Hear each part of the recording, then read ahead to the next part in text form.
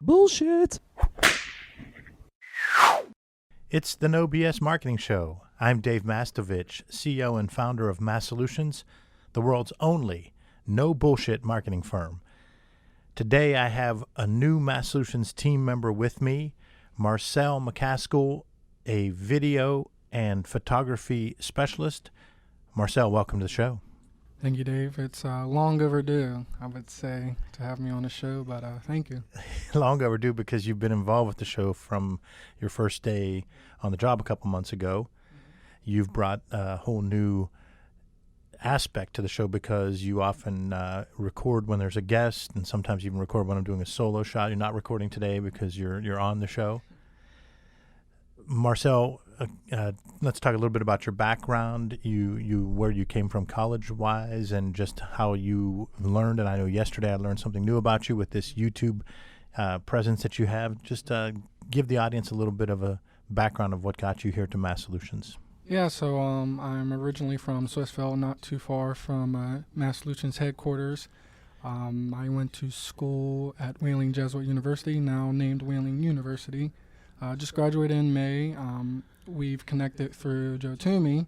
Yes, the infamous Joe Toomey, a friend of mine who's done a lot of work for me. He's I'd call him a water guru. He is now about to have his own water park, but he's helped me with waterfalls and some other things over the years. Yeah, so I've done work throughout college with Joe. During my spring break, summer break and everything. So he knew me as the video guy just from word to mouth around the Pittsburgh area. We connected through Facebook. And so, yeah, I've just always been a video guy. I love creating narratives or stories or just walking around with a camera. That's what I was known at college, is this guy who always had the camera on him. And that was just because I had my own YouTube channel, which you learned about yesterday. I have over 400 videos on that channel. So talk about that. When did you start that? And so you've amassed 400, and you said you always had the camera on you, meaning carrying it around, or do you mean on you personally as you were the person on camera? I was the person on camera. I would have a little mini tripod, hold it up, and just talking into the camera. People call it vlogging. Yes. So I would always vlog. I started doing that in, I want to say 2015. I always wanted to vlog and have stories about when I was in college, just to either share on the internet or just to have for my own sakes. But I started video about 2010. So I want to say about 7th grade for me. So when I just found a passion for creating a fan base through video, and I've had my YouTube channel since 2009. You have a pretty good following there. Tell me about how many people have seen at least one video of yours. So I'm almost breaking 1 million views total throughout the whole my whole YouTube channel, and right now I'm currently sitting at almost 8,000 subscribers. I want to say about 40% of my views are from individuals who are subscribed, and that is a significantly high number compared to YouTube channels. Because most people get views one time from someone that's not a subscriber, just happen to see a video, and that's where they get their total. So you have 40% coming from people that look at most of your videos. Exactly. And they're subscribed and they're consistent. So I know I gotta get back on to making videos for them. It's been a couple of weeks, but saying that I have a strong fan base on YouTube is something I'm deeply proud of. So one of the reasons that you came here was just that. I'm going to give Mike Gaddy credit because he was way ahead of the curve on this. Probably about 7 or 8 years ago, Mike saw Gary Vee doing this, and he said, that's what you need to do, Dave. He said, we need to just follow you around because you're always saying shit. You were coming up with ideas right on the spot for clients, and your ideation process and your style is no bullshit. And this was even before we called ourselves No Bullshit. And I said, yeah, we'll do that. But I just didn't do it for lack of time, commitment, and money. And at the time, I just didn't comprehend that you just have to do it, and that way it doesn't cost so much. So when we found you, we thought, well, we knew we needed to get into the video realm more because we have 3 different subcontract firms that partner with us based on the level of a project for client work. But we then realized, well, It doesn't mean we shouldn't still have somebody to do super duper high end creative direction and so forth when our clients need that. But for anything else, we should be able to cover a lot of that ourselves. So we brought you on because then it also forces me to do more video, because I no longer have the excuse of saying, well, we're bringing this firm in on Tuesday the 12th, and on that day we're going to knock out these 6 things. Yep. Now you and I are going to set out to just sometimes do a meeting when we're with a client and there's ideation, because there's other members on this team that do the same thing. They come up with great ideas, ask great questions. That's the big difference. You asked me what you could learn through Mass Solutions, and I said, I believe the benefit to someone like you working for us is to learn how to ask questions and how to listen to the answers. Yep. And yesterday you were in a very long meeting and we get into the car and you said, just listening to that and hearing the questions.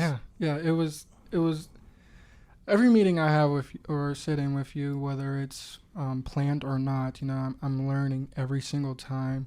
Whether it's I'm learning through trial and error that you've done, or is it's just learning and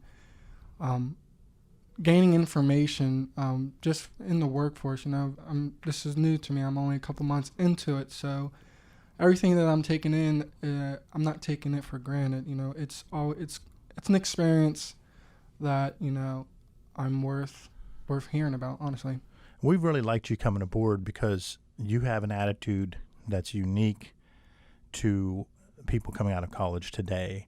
And I have 3 sons, a couple of them younger than you, one's 6, 7 years younger, but one around your age. And I tell my sons this all the time. I think that there's a lack of understanding of having to do all kinds of stuff in the workplace, regardless of position. Now, here I am, the CEO and founder, but you and Mike were in a meeting the other day, and I popped my head out, and I said, you were with a client. I said, hey, did you guys order lunch? And you said no. And I said, I'll go grab you guys and the client some lunch. I don't want to pat on the back for that because that's minuscule, but I'm saying that Mike Gaddy will pop over and do something else, and Bonita, and so it doesn't mean just the first month employee does anything. To have a small and medium-sized business, everybody has to do things beyond this like job description that was posted on LinkedIn when you took the job. And far too few people in their 20s understand that. I'll interview them and you can just tell them, like, oh, there's no way that person could work here, because they will get ego driven when I say, hey, can you help solve this problem I'm having with the iPad? And because I know you're tech savvy and young, I can turn to you and say, like, hey, I've tried these 5 troubleshooting things, which most people don't try any. I tried 3 to 5. So does Bonita. We always say, like, we at least tried to troubleshoot on, but you'll come and do that. Or I'll say to you, like, late in the afternoon, I said, hey, I need these 2 slides for this BD presentation I'm making. Can you go do these while I do this call? So you end up having to spend an hour because it was a pain in the butt to get those slides done. But you've not complained and you've jumped in to do that. And people that have struggled here, both interns and employees that came aboard, didn't have that understanding. And it's not just Mass Solutions. I can't believe it's just Mass Solutions that's like this. We're in an economy that companies are struggling to make it because of all these factors that are impacting them. And if someone thinks they're going to work 40 hours a week, you can, but you're not going to grow personally. If someone thinks they're only going to do what was on the LinkedIn posting for the ad, that's bullshit. Hit the bullshit button out. And I'm not saying that I tell anyone they have to work X number of hours. I'm saying if you want to learn, you're going to have to put some time into learning, because while you're here, you're going to be running around doing a bunch of things. So if you truly just work 40 hours here, you're probably not going to get as much opportunity to learn. Now, that's you doing that on your own. It means you maybe came in early or stayed late or something, because to get to something that helps you pick up why we did something takes time, and you seem to be open to that. Yeah, and going back to, talking about like the LinkedIn description and everything, what I would like to say on that is, if you're an individual who's just looking at that LinkedIn post saying, I should only be doing something that's on that description, you're not branching out and trying to take in knowledge. Because for me, I'm not a presentation creator, keynote maker. But with the projects that were given to me, hey, can you fix this text? Can you start this? I'm becoming more knowledgeable in that sense. So, no, it wasn't on the description or anything, but I'm gaining experience and knowledge on it. Or even the meeting that I took you to, I said, no, Marcel, I'm taking this meeting for three reasons. One, I want you to experience this meeting and learn. Two, I tend to throw out a bunch of ideas, and I need someone there with me because this client is very idea-oriented, and they don't have the focus that we normally have when I have a CPM with me, a CPM meaning a client and project manager like Mike Gaddy, Bonita, others. So I said the second reason you're coming is to make sure that I don't forget something.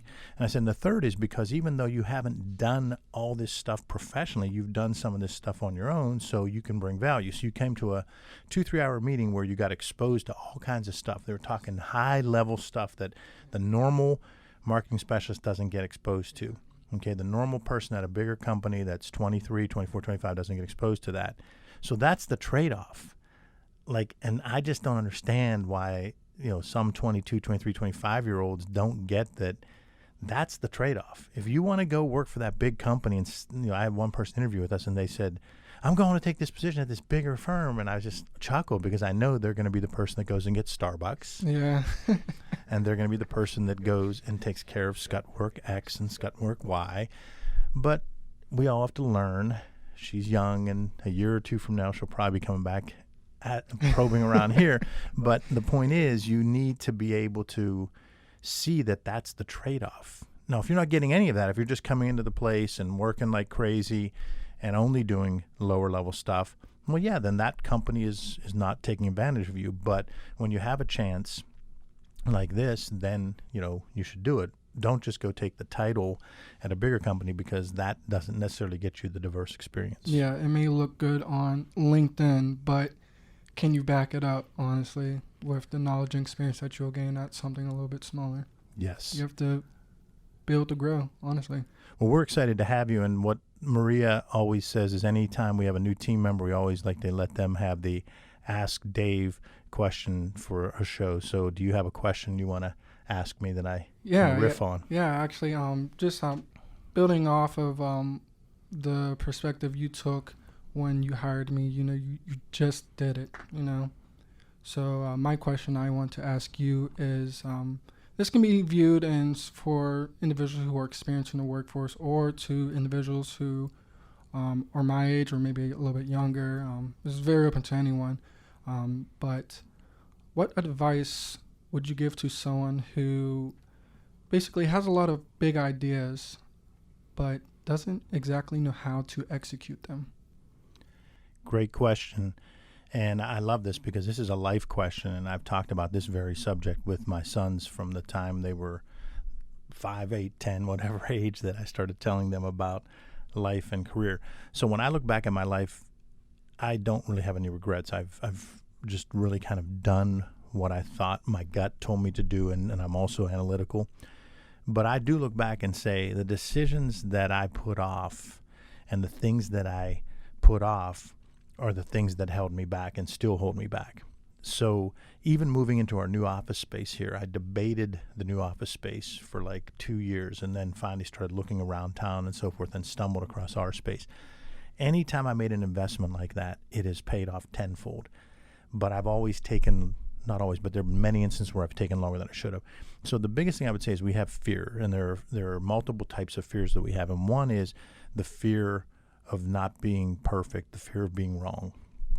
And the other is the fear of, this is kind of tied to it, is the fear of feeling stupid or feeling like you were embarrassed. And when it comes to creative work, and that creative work can be launching a business, that creative work can be launching, the catchphrase is side hustle. It used to just be from 10 years ago, it used to just be you worked on the side, you did freelance, whatever, but now it's side hustle.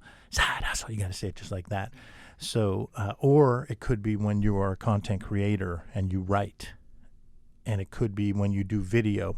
And one of the things that impresses me is how you've done these videos over the years. And the one we put on yesterday during lunch of you just showing your car and everything, you look so natural and everything. You can tell you have reps, because I think reps are pretty significant to sports, but they're significant to life. So I'm getting better. My son, Alex, said to me, the latest set of videos that you did with me, he said, "Dad, you're really getting comfortable now." Yeah. And I said, "What do you say?" And he goes, No. He goes, even the ones a year ago, 2 years ago were still good. He said, but now you're like you are in front of the microphone. Yeah. And think of the reps. I was on radio at 16 years old. Yeah. I DJ'd with my own business for, like, being in front of a mic.